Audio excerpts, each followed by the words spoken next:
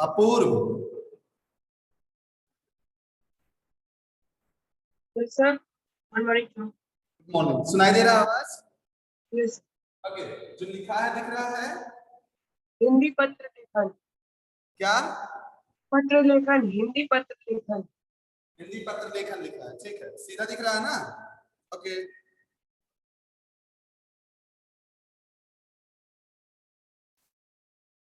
Saumya. Good morning sir. Morning. Sir पिछले class में मेरा नेट डिस्कनेक्ट हो गया था, अटेंड नहीं कर पाए थे क्लास। सर तो पत्र लेखन का फॉर्मेट फिर से समझा देंगे? पत्र लेखन? Yes sir. क्या कह रही हो? सर पिछले क्लास में मेरा नेट डिस्कनेक्ट हो गया था तो हम अटेंड नहीं कर पाए थे क्लास, तो आप फिर से पत्र लेखन समझा देंगे? अच्छा, अटेंड नहीं कर पाई थी तुम? चलो मैं दोनों बोल दे रहा हूँ, लेकिन वो जितनी भी चीजें तुम्हारे पास हैं, ठीक है, जितनी भी चीजें हैं वो सब सारा तुमको मिल जाएगा। जितनी भी चीजें हमने उस क्लास में पढ़ाया है वो सब तो सारा वेबसाइट पे मिलेगा, स्कूल की खोजे वेबसाइट। थे नहीं मिला था। क्या? सर कल खोजे थे, मिला नहीं था। कुछ मिला नहीं था? तो अभी नहीं डाले हैं ना? नहीं अभी सर। डाला गया है। अभी 25 तक का जितना भी वीडियो है सब डाला गया है, 25 तक की जितनी क्लास है, 25 तक की, ठीक है। अभी कल या परसों मैंने डाला है 25 तक का जितना भी वीडियो था। इधर 25 के बाद जो क्लास लिए हैं उसका नहीं डाले हैं। तो जो जिस तरह से हमको स्कूल से मिलता रहेगा हम उसको डालते रहेंगे, ठीक है। ओके, वैसे मैं बोल दूंगा, कोई उसमें से नहीं है। अनौपचारिक पत्र हमको आज बोलना है, लेकिन हम औपचारिक को लेते हुए अनौपचारिक को बताते हैं, ठीक है। एक साइड में अनौपचारिक बताते हैं फिर औपचारिक। Thank you sir.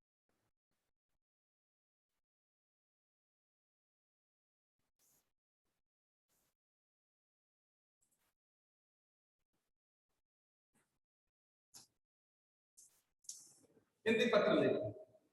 उस दिन भी मैंने बताया था दो तरह के पत्र हैं, औपचारिक और अनौपचारिक। औपचारिक पत्र ऑफिस मतलब कार्यालय पत्र, शिकायती पत्र, व्यवसायिक पत्र, प्रार्थना पत्र, इन सारे नामों से जाने जाते हैं। लेकिन अनौपचारिक पत्र अपने सगे संबंधियों को लिखे जाते हैं।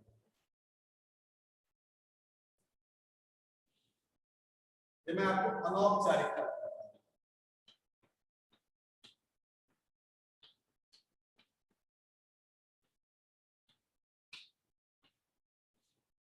लेकिन इसी के साथ औपचारिक पत्र भी डिवीजन कर दे रहा हूं। औपचारिक पत्र शॉर्ट, सुनिए आप ध्यान से और देखिए। अनौपचारिक पत्र सेवा में से शुरू होगा, कॉमा लगेगा, फिर जिसके पास आप पत्र भेज रहे हैं, प्रबंधक महोदय, प्रधानाचार्य महोदय, प्रबंधक महोदय, प्रधानाचार्य महोदय, फिर पता, उसका पूरा पता लिखने के बाद यहाँ पे पूर्ण विराम लगा दीजिए। इसके बाद यहाँ पे संबोधन लगाने से पहले, चूंकि लोग बहुत इंपॉर्टेंट लोग होते हैं, सो हमें विषय लिखना चाहिए। यहाँ थोड़ी सी जगह बना के फिर यहाँ पे महोदय, विषय हो जाएगा महोदय, महोदय की बात करता हूँ। और आप यहाँ जो शब्द वो दो चीजें लिखने के लिए, एक तो यहाँ से पैराग्राफ बनाने के लिए और एक यहाँ से पैराग्राफ बनाने के लिए। अगर किसी ने यहाँ से पैराग्राफ बनाया है तो अगली लाइन यहाँ आना चाहिए, ऐसे जाएगा। नेक्स्ट पैराग्राफ बना रहा है तो इसी को ध्यान रख के फिर से पैराग्राफ फिर बनेगा। ये कहीं भी कोई ध्यान रखें, यहाँ लगे, यहाँ लगे, यहाँ, तो आपका नेक्स्ट पैराग्राफ तो यहीं से शुरू होगा अगली लाइन से। ये है तरीका। लेकिन अगर आपने पैराग्राफ यहाँ से बनाया है तो ये भी अगला भी पैराग्राफ यही बनेगा। अगर आपने पैराग्राफ यहाँ से शुरू किया, पहला पैराग्राफ, तो दूसरा पैराग्राफ भी यहीं से शुरू किया जाएगा, भले ही कहीं भी कोई विराम लगे। ये तरीका होता है समापन में। आप भवती या प्रार्थी इस तरह के शब्द का प्रयोग कर सकते हैं। कोई एक शब्द, अपना नाम, पूरा पता, यहाँ आपका पूरा नाम रहेगा, भेजने वाले का नाम, उसका पूरा पता, और सबसे लास्ट में नाम। ये तरीका होता है। सबसे लास्ट में देना, ये औपचारिक पत्र का फॉर्मेट है। अब कहीं कहीं आपको ऐसे भी दिखेगा, नाम छोड़ के बॉडी और नाम ही रह जाता है, पूरा पता और दिनांक कभी कभी यहाँ भी लिखा रहता है। तो यह भी एक फॉर्मेट है, यह भी एक तरीका है। पूरा पता से ही शुरू होगा, लिटिल फ्लावर स्कूल, राप्ती नगर, चरगामा, गोरखपुर, और उसके बाद दिनांक भी लिखा जाएगा, फिर सेवा में से शुरू होगा। तो यह भी एक फॉर्मेट है। दो फॉर्मेट औपचारिक पत्र का है। आपसे समझ में आ गया होगा। ये लिखने के बाद मैंने बोला था कि आप लोग इसमें से, मैंने आपको बताया था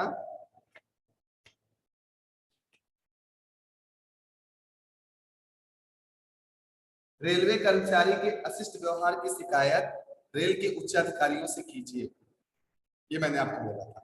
ऐसा सब लोग लिखे होंगे। और आज हम बात करेंगे अनौपचारिक पत्र की।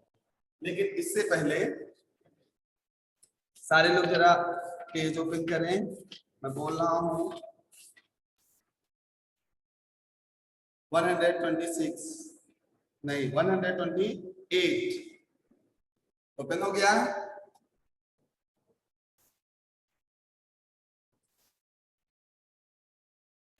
Ashwin, Ashwin Ranjan, good morning sir. Morning. अभी मैंने कौन सा पेज कहा ओपन करने के लिए? 28 सर। ओपन हुआ? हाँ सर। सबसे नीचे देखो लिखा है संबोधन, अभिवादन तथा पत्र के अंत में लिखे जाने वाले शब्दों का वर्णन। ये ऐसे चार्ट बना होगा। सर पेज नंबर चेंज है मेरे बुक में। तो जहां से अनौपचारिक पत्र लेखन के कुछ उदाहरण शुरू किए गए हैं, सबसे पहले जहां पे प्रारूप लिखा है, औपचारिक पत्र के प्रारूप शुरुआत जी सर, मिल गया मिला।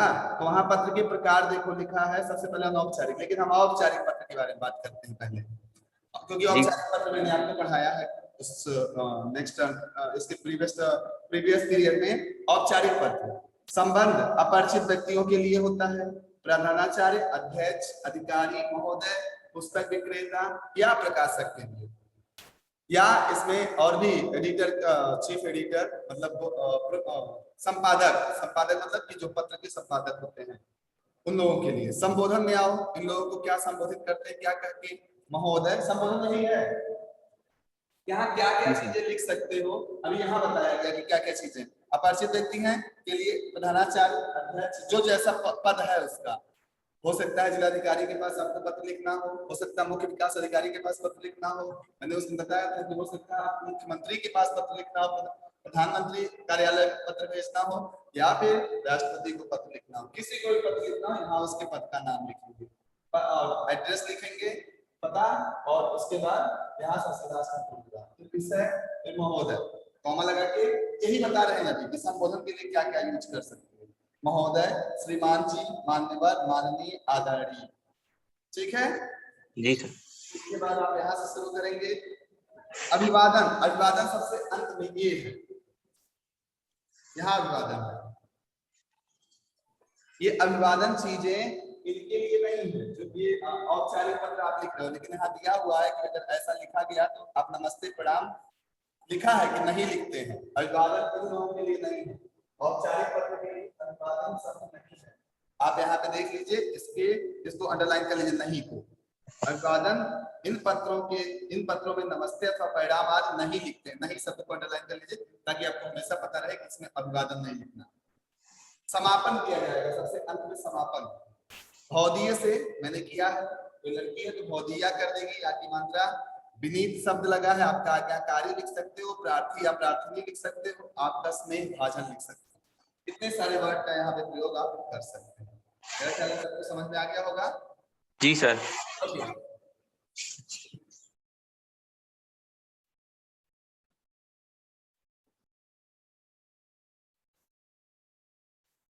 अब हम बात करेंगे अनौपचारिक पत्र की। अनौपचारिक पत्र का फॉर्मेट सबसे पहले जो भेजता है उसी के पते से शुरू होता है। प्रेषक का पता, भेजने वाले का पता, प्रेषक के पता से शुरू होता है। जैसे लिटिल फ्लावर स्कूल राप्ती नगर गोरखपुर। तुम यहीं से पत्र लिख रहे हो या मैं पत्र भेज रहा हूँ, दोनों लोग कोई भी भेज रहे हो तो यहीं का पता तुरंत लिखेंगे। पता लिख दिए, अब यहीं पे दिनांक लिखा जाएगा। पता पूरा लिखने के बाद विराम लगा देंगे, फिर दिनांक लिखेंगे। दिनांक शब्द लिख के और इसके बाद आपको जो दिनांक है उस तरह से लिखिए। इसके अलावा अब यहाँ पे दो चीजें हैं, एक तो संबोधन, दूसरा अभिवादन। पहली लाइन संबोधन के लिए, यहाँ कहीं भी गैप करने की जरूरत नहीं है, कोई भी लाइन छोड़ने की जरूरत नहीं, लेकिन विषय लिखते समय इसके ऊपर एक लाइन छोड़ना है, इसके नीचे और कहीं भी लाइन नहीं छोड़ना है। बस विषय को हाईलाइट करना है। सो आप चाहो तो अंडरलाइन भी कर सकते हो, चाहो टाइप कर रहे हो तो बोल्ड कर दो। इसके अलावा आप सामान्य रूप से एक हैंड से लिख रहे हो, सॉरी एक पेन से लिख रहे हो तो आप इसके ऊपर एक लाइन छोड़ दो, इसके नीचे एक लाइन, तो भी दिखेगा। संबोधन होता है और इसके तुरंत बाद अभिवादन होता है, यानी जिस किसी को भी आप संबोधित कर रहे हैं उसके लिए अभिवादन करिए, इसका अभिवादन करिए। किस तरह से करते हैं अभिवादन सुनिए। आप इसी पेज को ओपन किए रहिए, पेज नंबर 128, अनौपचारिक पत्र। सबसे ऊपर देखिए पत्र के प्रकार में संबंध, जैसा संबंध हो अपने से बड़ों के लिए। अगर ये पत्र आप अपने से बड़ों के लिए लिख रहे हैं तो संबोधन कैसे करेंगे, देखिए दिया है यहाँ पे। संबोधन करेंगे पूज्य, पूज्य से शुरू करेंगे। पूज्य पिताजी, पूज्यवर दादाजी, पूजनीय या पूजनीया, पूजनीय पिताजी भी कर सकते हो, आदरणीय पिताजी भी कर सकते हो, माननीय भी लगा सकते हैं। अब इनके लिए अभिवादन क्या करोगे, आपने संबोधन कर दिया कि पूज्य पिताजी, पूजनीय पिताजी या पूजनीया माता श्री। इसके अलावा ये तो संबोधन हो गया बड़े लोगों के लिए। अभिवादन क्या रहेगा बड़े लोगों का, सादर चरण स्पर्श या सिर्फ चरण स्पर्श या सादर प्रणाम या सिर्फ प्रणाम। देख लो यहाँ दिया हुआ है अभिवादन। तो ऐसे बड़े लोगों का संबोधन भी करना है, अभिवादन भी। इतने में से कुछ भी आपने छोड़ दिया, एक नंबर आपका कट जाएगा, तुरंत एक नंबर काट दिया जाएगा। ये 2 नंबर का है, 1 नंबर कट जाएगा। कुछ भी चीजें इसमें से छोड़ेंगे क्योंकि आधे नंबर का बोर्ड में कोई प्रोसीजर नहीं है। सो अगर संबोधन में इन दोनों पे बहुत ध्यान दे रहा है, ये दोनों होना चाहिए। बार बार इन चीजों के लिए आता है कि अगर संबोधन ना लिखा हो तो काट दीजिए, अगर अभिवादन ना लिखा हो तो काट दीजिए। आप लोगों ने देखा होगा कि 9th में बहुत सारे लोगों ने नहीं लिखा है, क्या एयर से ही लिखवाया जा रहा है और भी नीचे से लिखवाया जा रहा है। 6, 7, 8 मुझे लग रहा है कि सारे नीचे की क्लास भी लोग लिखवा रहे हैं क्योंकि बोर्ड का पैटर्न है और हम लोगों ने बोर्ड सारे टीचर्स को अपने इस तरह से बताया हुआ है कि ये चीजें जरूर होगी कि खोजा जा रहा है, बोर्ड ढूंढ रहा है कि बाद में बच्चे क्यों नहीं लिखे तो उनके 1 नंबर काट दिए। तो आप कोशिश करिए। ये अपूर्व, सारे लोग अपने वीडियो को ऑन करिए, नहीं तो हमें यहां से रिमूव करना पड़ेगा आप लोगों को। जल्दी करो। वेदांश, वीडियो क्यों बंद हो जा रहा है वेदांश? अपूर्व, वीडियो ऑन करो। साहिल अपने वीडियो को ऑन करके रखिए।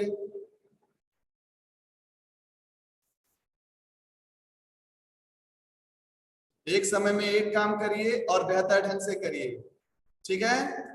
एक समय में 2 काम करने की जरूरत नहीं है।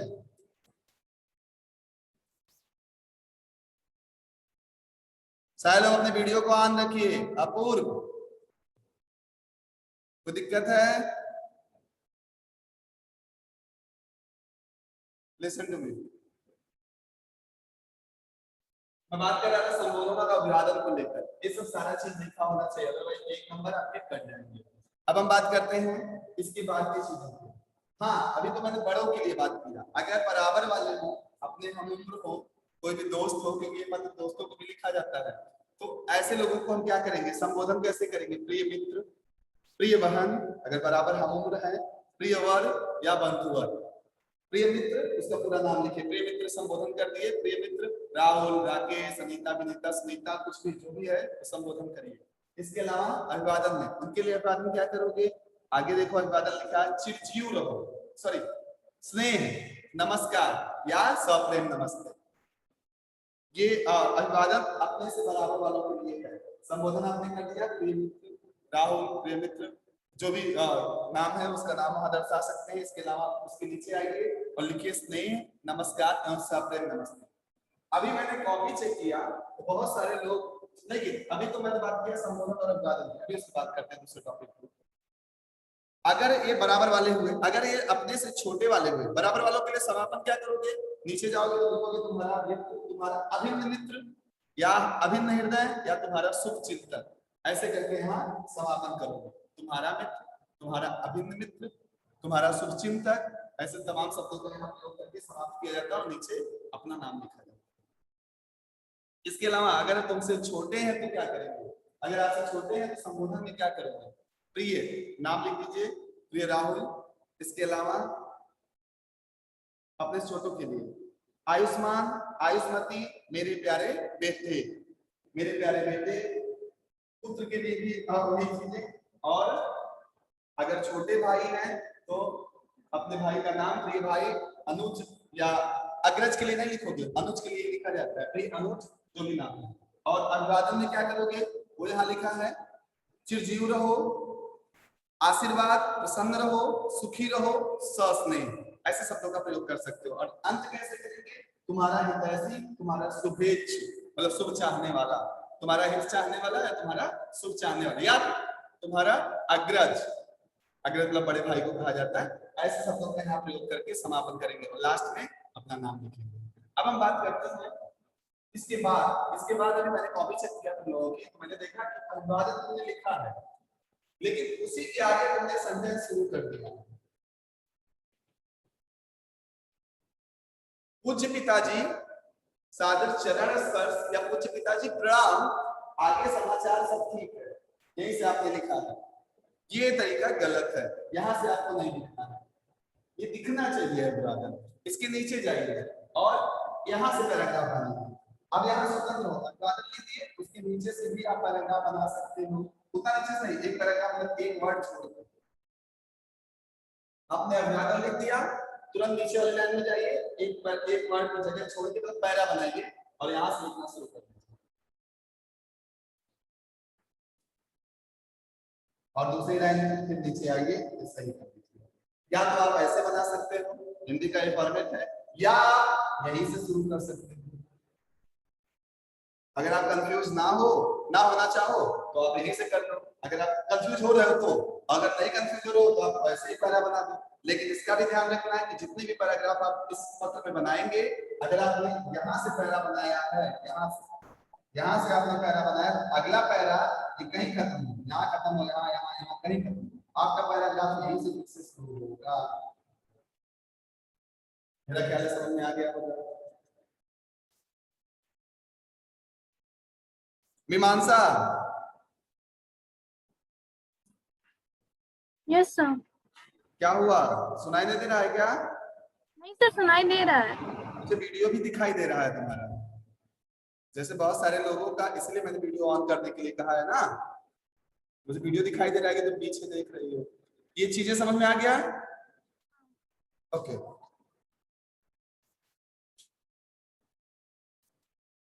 संबोधन हो गया, अभिवादन हो गया, यहाँ से एकदम याद रखने की कोई नहीं लिखेगा, अदरवाइज ये भी कट जाता है और ये भी फॉर्मेट के रूप में आपका नंबर चला जाता है। सो आप यहीं से शुरू करेंगे। मैं यहाँ पर ठीक हूँ और भगवान से प्रार्थना करता हूँ कि आप लोग भी वहां पर ठीक होंगे, संभावना व्यक्त किया जाता है। पहले अपने बारे में बताओ। पत्र पढ़ने वाला कोई आपका शुभचिंतक है, आप जानते हो। औपचारिक पत्र अपने सगे संबंधियों, मित्रों, दोस्तों, माता पिता, ऐसे लोगों को लिखा जाता है। और जो भी पत्र मिलता है वो लोग बहुत इच्छुक होते हैं आपके बारे में जानने के लिए। सबसे पहले आप अपने बारे में बताओ, मैं यहाँ पर ठीक हूँ। आप लोग कहाँ से शुरू करते हो? मैं आपका पत्र पढ़ के बता रहा हूँ। आप लिखते हो कि आप कैसे हो। आपने अपने पिता को लिखा कि पूज्य पिताजी प्रणाम, आप कैसे हो। नहीं, पिताजी भी आप पहले अपने बारे में नहीं बताएंगे, सबसे पहले तुम्हारे बारे में जान लेना चाहते हैं। तो पहली लाइन यही होनी चाहिए कि मैं यहाँ पर कुशल पूर्वक हूँ, मैं यहाँ पर कुशल पूर्वक हूँ, या मैं यहाँ पर ठीक हूँ। सामान्य शब्दों में भी आप लिख सकते हो, मैं यहाँ पर ठीक हूँ और आशा करता हूँ, उम्मीद जताइए। हो ठीक ना हो ठीक, वो अलग की बात है, लेकिन आप उम्मीद जताइए, या भगवान से प्रार्थना करता हूँ, आशा करता हूँ या भगवान से प्रार्थना करता हूँ कि आप लोग भी वहां पर कुशल पूर्वक से होंगे या ठीक होंगे। अब इसके बाद आपका सारा ब्यौरा चलना चाहिए, इसलिए आप और भी इधर उधर की बातें करने के बाद आप किस लिए पत्र लिखे हैं वो लिखिए। कोई सूचना देने के लिए, रिजल्ट आ गया है उसके बारे में बताने के लिए, हॉस्टल में रह रहे हो पैसा चाहिए और उसके बारे में बताने के लिए, जो भी चीजें, आप फुटबॉल मैच में जीत गए हो उसके बारे में बताने के लिए, आप हार गए हो बहुत दुखी हो उसके बारे में बताने के लिए, हो सकता है वहां से सांत्वना मिले।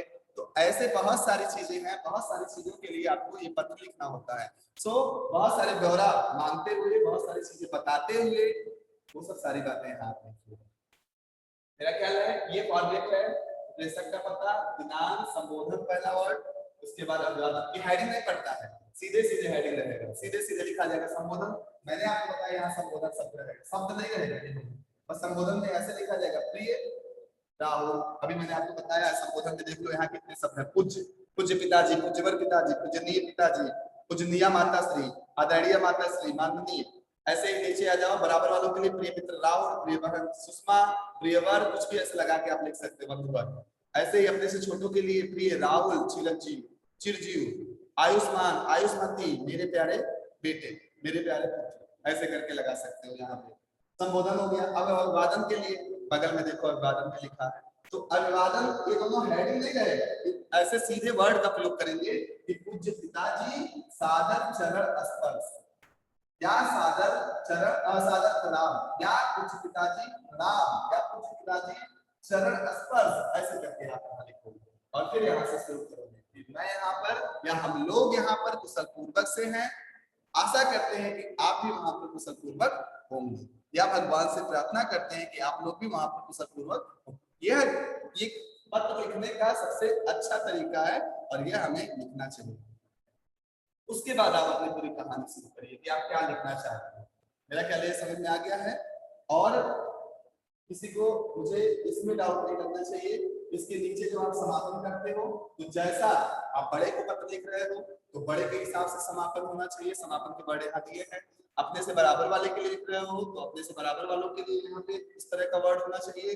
अगर आप अपने से छोटों को लिख रहे हो तो तुम्हारा शुभेच्छु, तुम्हारा हितैषी करके आपको समाप्त करना चाहिए। दोस्तों को लिख रहे हो तुम्हारा अभिनंदित, ऐसे करके आपको समाप्त करना चाहिए। तो ये चीजें आप यहाँ से देखेंगे, संबोधन, अभिवादन तथा पत्र के अंत में लिखे जाने वाले शब्दों का वर्ड जो यहाँ दिया है, अच्छे से देख के और तब पत्र आप बनाएंगे। मेरा ख्याल है मेरे हिसाब से तो ये खत्म हो गया, औपचारिक समाप्त हो गया। इसका आपको एक फॉर्मेट देते हैं जो आप लिखेंगे फॉर्मेट।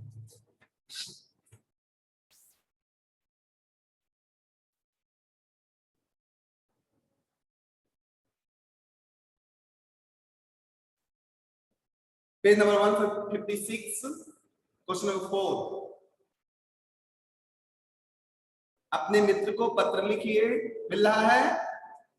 अपने मित्र को पत्र लिखिए और उसे बताइए कि आपने अभी अभी कौन सी फिल्म देखी है और उसमें क्या अच्छा लगा और क्या बुरा। अभी तो तुम लोग फिल्म देखने को ही नहीं पाए होंगे और अभी सारी तैयारी तैयारी तैयारी तैयारी बताई जा रही है, तो ये फिल्म ना देख के कुछ और यहाँ पे लगा दिया जाए। घूमने भी नहीं जा पाए होंगे कि घूमना करते हैं यहाँ पे, तो किसी और चीजों के बारे में बात करते हैं। इस क्वेश्चन को छोड़ के कोई और क्वेश्चन देते हैं। ये क्वेश्चन नंबर 2, अपनी बहन को परीक्षा में असफल होने पर सांत्वना पत्र लिखिए। ये सही कर, ये टिक कर दो। तुम्हारी बहन परीक्षा में असफल हुई है और उसे सांत्वना पत्र लिखना है कि इस बार तुम्हारा गड़बड़ हुआ है, तो घबराने की कोई जरूरत नहीं है क्योंकि तुमने मेहनत कम किया था और लॉकडाउन की वजह से बहुत सारे प्रेशर में तुम थी। और ये सब सारी बातें आपको बताते हुए, ये सब सारी चीजें करते हुए आपको पत्र लिखना है। तो अपनी बहन को परीक्षा में असफल होने पर एक सांत्वना पत्र लिखिए। ऐसे सब लोग लिखेंगे। उस दिन का मैंने बता दिया है आपने, औपचारिक पत्र, एक पत्र औपचारिक अभ्यास कार्य से रहेगा, एक पत्र अनौपचारिक अभ्यास कार्य से रहेगा। हाँ, इसके लिए आप स्वतंत्र हो कि आप पीछे से जितने भी यहाँ पे दिए गए हैं, जो भी यहाँ पे पीछे बहुत सारे एक्सरसाइज के लिए दिए गए हैं, आप उनसे हेल्प ले सकते हैं, आप उनसे मदद ले सकते हैं। ठीक है, सौम्या, सर लाइन कहाँ कहाँ छोड़ना है अनौपचारिक पत्र में? इसके ऊपर, इसके नीचे। इस वाले पत्र में कहीं भी लाइन नहीं छोड़ना है। Any question? No sir. इसमें कोई लाइन छोड़ने की कहीं भी जरूरत नहीं है। Thank you. Yes sir. और किसी को कोई क्वेश्चन पूछना है?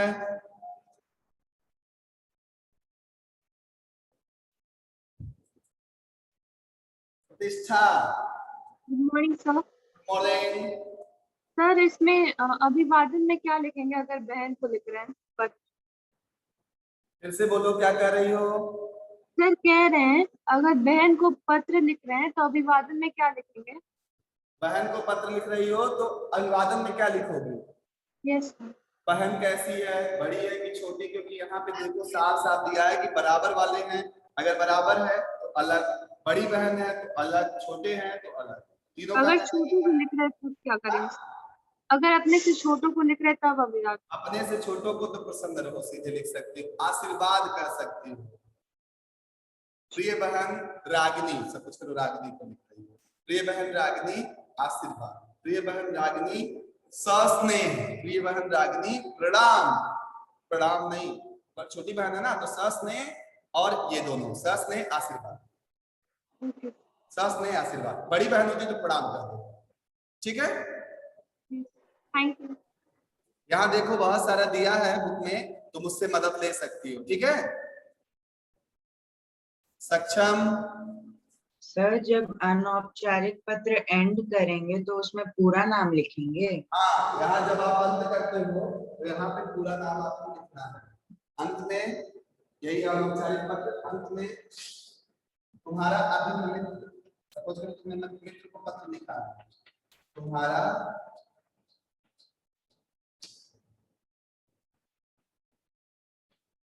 अभिन्न मित्र, तुम्हारा अभिन्न मित्र। अब यहाँ पे पूरा नाम क्या? राहुल लिख दो, क्योंकि तुम्हारा मित्र जानता है कि तुम राहुल सिंह हो कि राहुल शर्मा हो। तुम्हारा मित्र तो जानता ही है, सिर्फ राहुल लिख दोगे काम चल जाएगा। Okay sir. क्या Saksham? Yes sir. Deepesh, good morning sir. Morning. Sir I want to ask sir that अगर कोई पिता अपने बेटे को पत्र लिख रहा है ठीक तो है, उसमें सर समापन में क्या लिखेगा? हितैषी तुम्हारा शुभेच्छु। भी लिख सकता है, तुम्हारा हाँ? क्योंकि अपने से छोटे को लिख रहा है।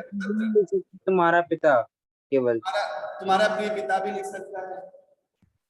सर हितैषी और शुभेच्छु का अर्थ क्या होता है सर? हितैषी और शुभेच्छु का अर्थ क्या होता है सर? हितैषी मतलब हित चाहने वाला, अच्छा चाहने वाला, और शुभेच्छु माने तुम्हारा शुभ चाहने वाला, दोनों मतलब एक ही है। हित चाहने वाला मतलब तुम्हारा भला हो, और शुभेच्छु मतलब कि तुम्हारा शुभ हो, तुम्हारा अच्छा हो, अच्छा चाहने वाला। ठीक है? दोनों अल्फाज एक ही है, दोनों शब्द एक ही है, ठीक है?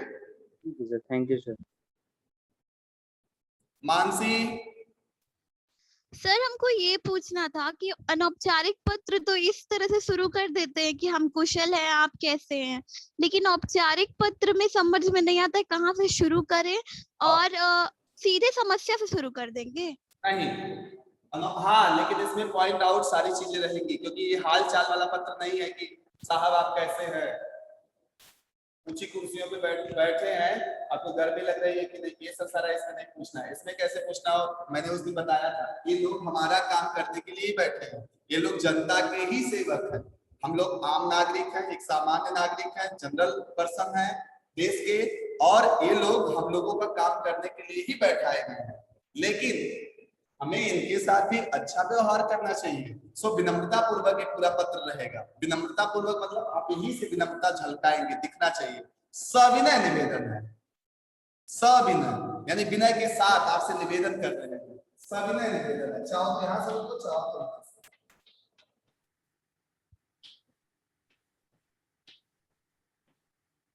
सविनय निवेदन है, और निवेदन करते हुए या विनम्र निवेदन है, दोनों में से कुछ भी लिख दो। सविनय निवेदन है, विनम्र निवेदन है कि मैं अपने बारे में बताओ कि मैं इस स्कूल का, इस विद्यालय का छात्र हूँ, कौन से क्लास का हूँ वो भी बता दो, क्योंकि नाम ना बताओ, नाम तो आप नीचे लिखोगे, पूरा ब्यौरा आपको नीचे लिखना ही है। तो बस बताओ कि मैं इस विद्यालय का छात्र हूँ। अभी एक मैसेज आया है, वही मैसेज का मैं पत्र बना रहा हूँ, ध्यान से सुनना।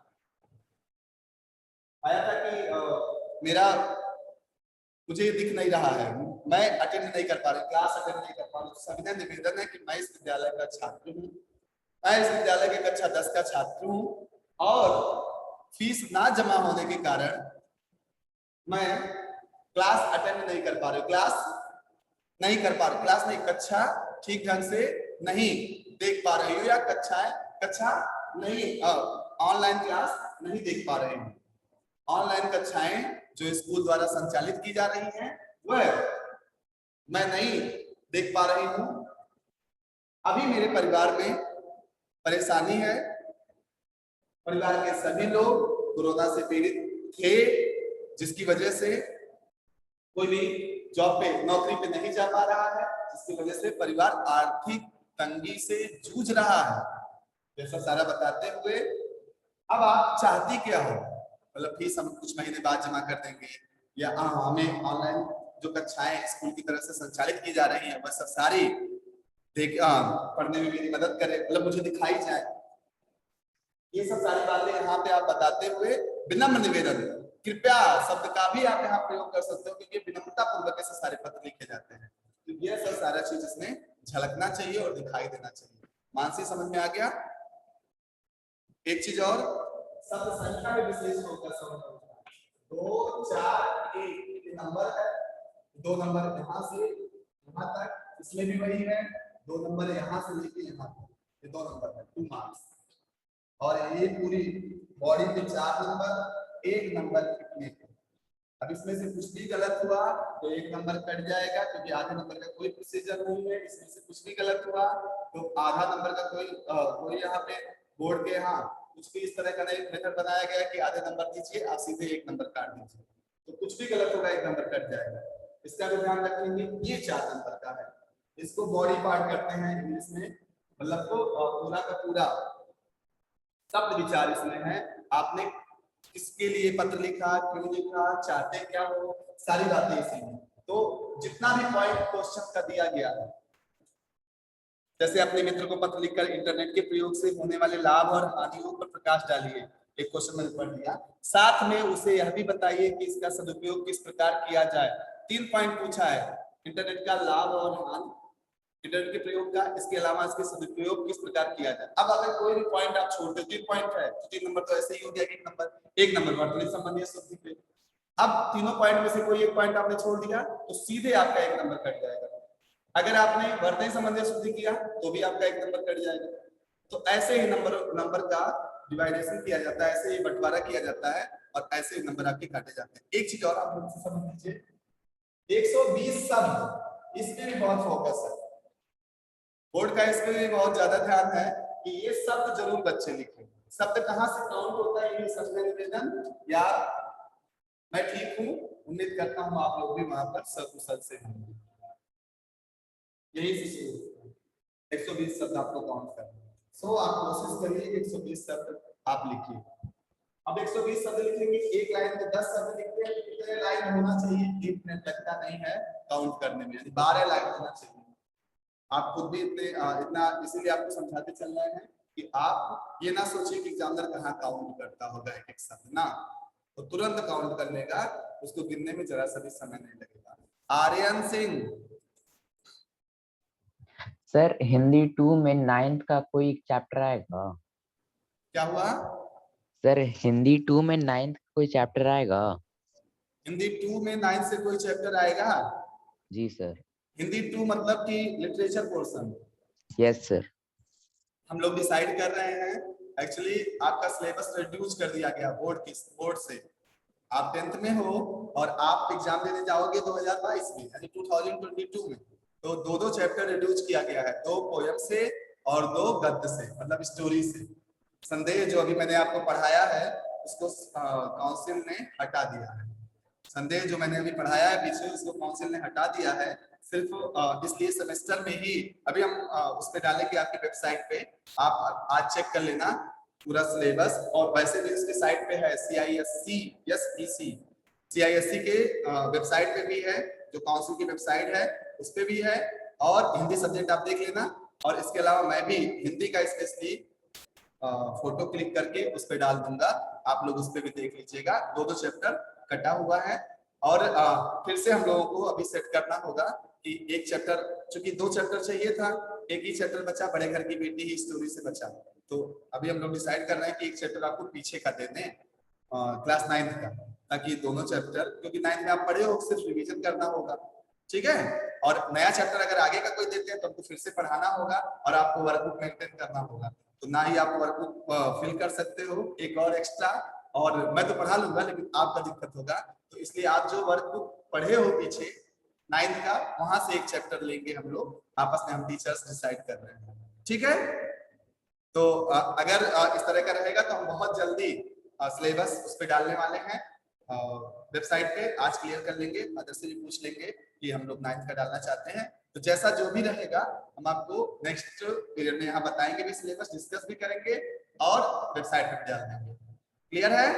और आप लोग वेबसाइट को देखते रहिए समय समय पे, जब भी आपको समय मिले, क्योंकि अभी तो 2 ही सब्जेक्ट का पता चला है, और भी सब्जेक्ट का धीरे धीरे जिस तरह से पता चलेगा आपके टीचर आपको बताते रहेंगे, और आप वहां से भी देखते चलो रिड्यूस हो रहा है सिलेबस, ठीक है।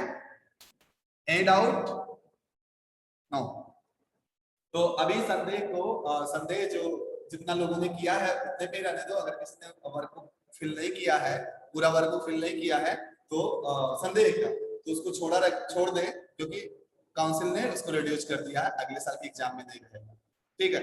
ये जितने भी रेज हैंड हो रहे हैं और उनका वीडियो मुझे नहीं दिख रहा है, उन्हें रेज हैंड नहीं करना चाहिए, क्योंकि मैं उन्हें रिमूव कर दूंगा, वैसे भी रिमूव कर दूंगा, और उनका आंसर भी नहीं दूंगा जब तक कि मुझे वीडियो दिखाई नहीं देगा।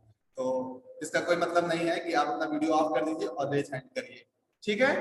चलिए बात करते हैं इसके बारे में। सारा हो गया और अनौपचारिक पत्र हो गया, औपचारिक पत्र हो गया, आज इन दोनों को फॉर्मेट भी डाल देंगे, और पत्र समाप्त हो गया। अब हम लोग पहुंचेंगे तीसरे क्वेश्चन की तरफ, और तीसरा क्वेश्चन है अपठित गद्यांश, 10 नंबर की क्वेश्चन है अपठित गद्यांश। अपठित गद्यांश और इसके अलावा व्याकरण भाग 8 नंबर का, तो इन दोनों पे नेक्स्ट पीरियड में चर्चा करेंगे। और किसी को अगर कोई क्वेश्चन पूछना हो तो वीडियो ऑन करके ही हमसे क्वेश्चन पूछे।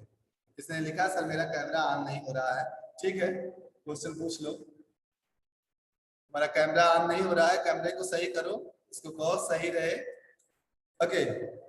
सर CISE की वेबसाइट पर हिंदी का सिलेबस कहाँ मिलेगा? अपेंडिक्स 1.1 में चेक करो, ओके। सबसे लास्ट में अपेंडिक्स करके आएगा, वहाँ 1.1 लिखा है, उसमें चेक करो, सारे लिटरेचर के सब्जेक्ट वहीं मिलेंगे, ओके सर। और कोई क्वेश्चन? No sir. और किसी को कोई क्वेश्चन पूछना है?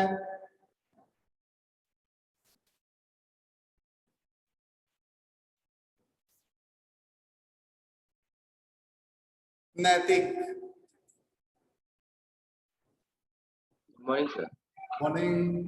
Sir, I wanted to ask that in अनौपचारिक में जो है हम लोग लाइन नहीं छोड़ेंगे कहीं लिख पर। अनौपचारिक पत्र में लाइन छोड़ने के बारे में सुन लो। अनौपचारिक पत्र में कहीं लाइन नहीं छोड़ेंगे। औपचारिक पत्र में विषय के ऊपर एक लाइन छोड़ेंगे और विषय के नीचे एक लाइन छोड़ेंगे। किसी को कोई डाउट? फिर से बोल रहे हैं, लाइन छोड़ने में यहाँ कहीं लाइन छोड़ने की आपको नीड नहीं है। प्रेषक का पता, लिटिल फॉर स्कूल, राप्ती नगर, चरगावा और गोरखपुर। चरगावा गोरखपुर उत्तर प्रदेश के लिख सकते हैं, पूर्व जाओ। आगे चलो, दिनांक में आओ। दिनांक लिख, तो दिनांक शब्द लिख के तब लिखोगे, और ये दोनों शब्द नहीं लिखोगे, सीधे लिखोगे पूज्य पिताजी सादर नमस्कार। अब यहाँ पे मैं यहाँ पर कुशल पूर्वक हूँ, या हम सब यहाँ पर कुशल पूर्वक हैं। मान लो तुम्हारे पिताजी कहीं बाहर रह रहे हो, तुम फैमिली के साथ रहो, तुम अपने परिवार के साथ रह रहे हो, तो तुम बोलोगे हम सब यहाँ पर कुशल पूर्वक है। पहली लाइन ये, और भगवान से प्रार्थना करते हैं कि आप लोग भी सकुशल होंगे। अब आगे आप अपनी चर्चा करिए। लास्ट में आपका प्रिय पुत्र, ऐसे करके आप अंत कर देंगे। तो मेरा क्या कहना समझ में आ गया? जी सर। इसमें लाइन नहीं लिख चुका, यहाँ एक लाइन छोड़ दो विषय को दिखाने के लिए। मैंने वो भी कारण बताया था क्यों विषय के ऊपर, विषय को क्यों हाईलाइट इतना हाँ, करते हैं, क्योंकि ये लोग बड़े लोग हैं, इन लोगों के पास समय बहुत कम होता है कि पूरा पत्र आपका पढ़े, 2 पेज का 3 पेज का। बड़े बड़े पत्र जाते हैं ना, आदमी को बहुत ज्यादा समस्याएं रहती है, बहुत ज्यादा बड़ा पत्र लिखता है, लेकिन उन लोगों को मुख्य बिंदु समझना है कि किस लिए पत्र आया है। मुख्य बिंदु इसी विषय से लोग समझ जाते हैं और 1 मिनट लगता है समझने में, कहां से आया है दूध, 1 मिनट में वो सब समझ जाते हैं और तुरंत बेल बजा के जो व्यक्ति बाहर बैठा है उसको बुला लेते हैं, भाई आपकी समस्या तो मैं समझ गया और इसका निराकरण बहुत जल्दी हो जाएगा, आवश्यक उसी पे लिख दिया जाता है, आवश्यकता अनुसार कार्रवाई की जाए, आगे फॉरवर्ड कर दिया जाता है, आगे भेज दिया जाता है प्रार्थना। तो एक विषय इसीलिए लिखा जाता है। आगे कोई आंसर? तो इसी के ऊपर छोड़ दो, इसी के नीचे, और कहीं छोड़ने की जरूरत नहीं। कॉमा का प्रोग्राम का प्रयोग कैसे करें? Thank you sir. ठीक है, और किसी को कोई क्वेश्चन पूछना है? No one is here. Okay, तो आज के लिए इतना ही। नेक्स्ट वीडियो में फिर हम बात करेंगे, लेकिन वेबसाइट को भी, स्कूल की वेबसाइट को भी देखते रहिए और साथ में स्कूल के साथ साथ CISE की वेबसाइट को देखते रहिए। उसको देखेंगे तो रिड्यूस सिलेबस आपको पता चल जाएगा। अभी रिड्यूस हुआ है, सो मैं आपको बता दिया हूँ, उसका प्रिंट आउट मुझे मिला है, फोटो खींच के मैं आज वेबसाइट पे डाल दूंगा। ठीक है, और फिर डिस्कस नेक्स्ट टर्न पे करूंगा। संदेह नहीं पढ़ने की जरूरत है, हम लोग आपस में डिस्कस कर रहे हैं कि इसकी जगह पे एक चैप्टर और दे दिया जाए जो कि 9 से। ठीक है, ओके।